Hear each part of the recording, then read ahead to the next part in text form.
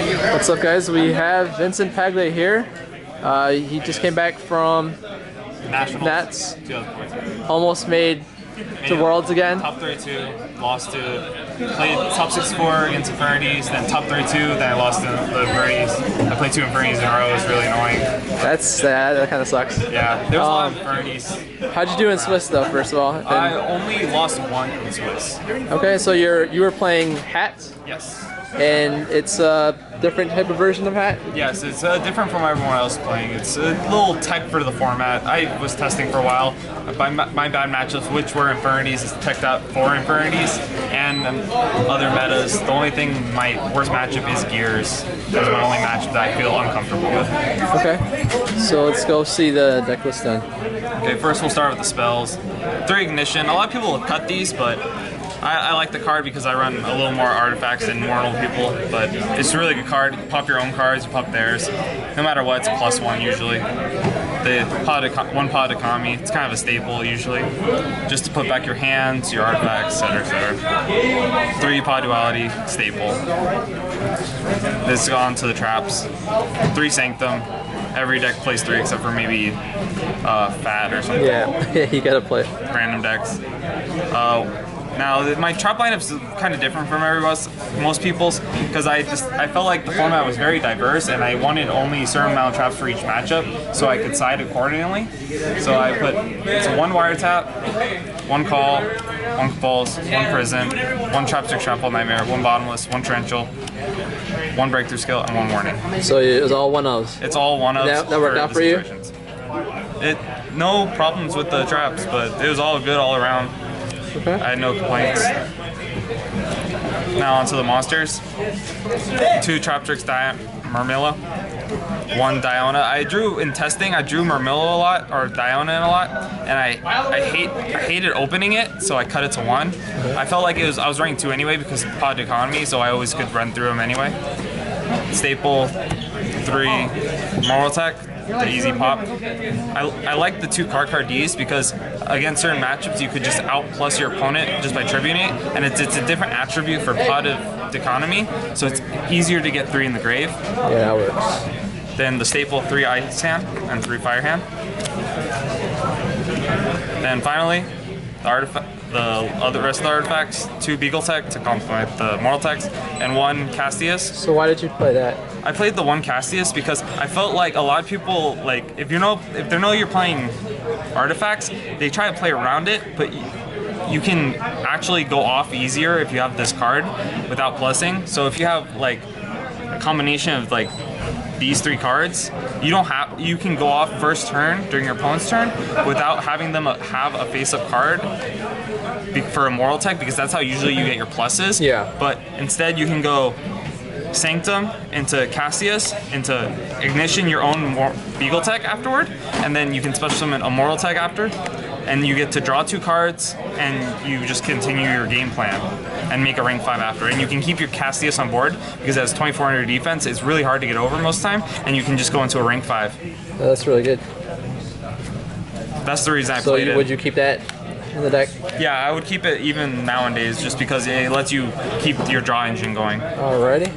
And so you have some tech cards here, right? I have tech cards. It's just for mostly the format because how the format is with Soul Charge and everything. I made 3 DD Crow. This card was amazing the whole format with Lightsworn Ruler, Mythic Ruler, anything with Soul Charge, it just helped out a lot. The only matchup that I hated these in is Girgia because none of their cards target, so I couldn't DD Crow anything. The best thing I could do was usually hit their Soul Charge or hit a Girgiano for their Girgia X. So if I can kill their Girgia X without worrying about rank 4 play afterward. And then the final, Blackluster Soldier. So not many people play BLS in this deck? No, not at all, because there's no darks usually. The only darks I run are the 3 DD Crow, but I do have a lot of rank 4 options that I can go into to make my dark, or I can make a rank 5, which also a dark. Sweet, that's pretty cool. And let's go over your side real quick then.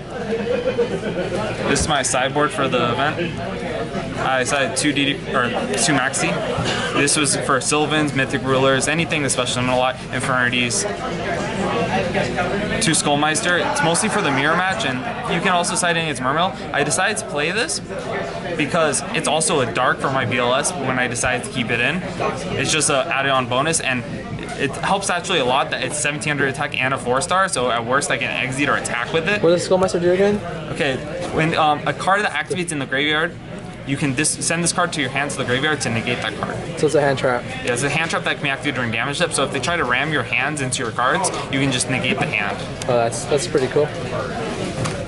Like I said, I have a pretty bad matchup against Gears, so this is a lot of sideboard against Gears. 2 Enrollment across out, 1 Mind Control, 1 Dark Hole. These are basically extra Enrollment across. It's all to hit armor. 1 XYZ Universe. This card, I only ran 1 target for it. I was thinking about running more than 1, but I didn't want to fill up my extra deck with more cards I didn't need. Malevolent Catastrophe. 2 Blackhorn of Heaven. That's most of these against Gears, but the Malevolent can be against other matchups too. Yeah. I played 4 Gears that whole day. I beat 3 of the 4. The only one I lost to was my feature match. Then Transmigration Prophecy. This card's really useful against also Infinities, anything that relies on the grave, Soul Charge cards, and also it can help me by putting back. Sometimes I get in situations where I'm out of artifacts for my Sanctums or Ignitions, so I can just put 1 back with my Transmigration, or I can outlast the most long games by putting back Pod Economy and 1 of their cards. That's a better side deck card though. I like this card a lot. I wouldn't change it. You wouldn't main it? No, I wouldn't main it. I wouldn't main it just because like some matchups it doesn't do anything like Gears, but it is kind of like a D-Crow. I just like D-Crow because it's more of a surprise, because they can't like stop this. They can stop this from happening with like Wiretap, which I expect a lot of in the first place. That's why the D-Crows were in the main rather than Transmigration Prophecy. And my last 2 for like Mythic Ruler Sylvans was 2 Deep Dark Trap Holes, 2 searchable cards off Marmillo. It's really good when he tries Soul Charge big monsters back. He gets rid of all of them. So just quickly, against Sylvans and Mythic Rulers, is this a good matchup?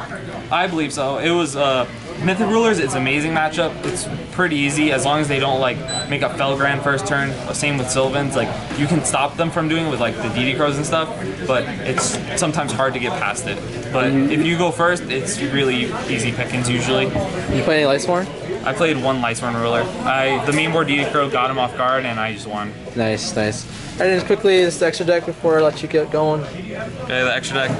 Black Ship, he's a dark also. This is why I ran these. Luminescent Knight, these were all pretty well. I ran Luminescent Knight a couple times, once. Black Ship I never made.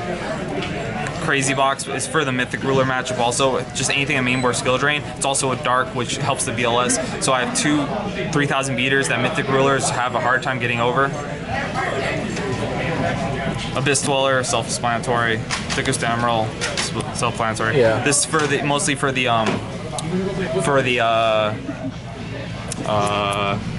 Madolche matchup. It's also okay versus Infinities because they have their field spell that buffs their guys, and also it's bigger than most of their cards. And it was funny because I made this once against a Girgia player, and I just made it so that I could make an exit that I didn't care that if it died to kill his armor.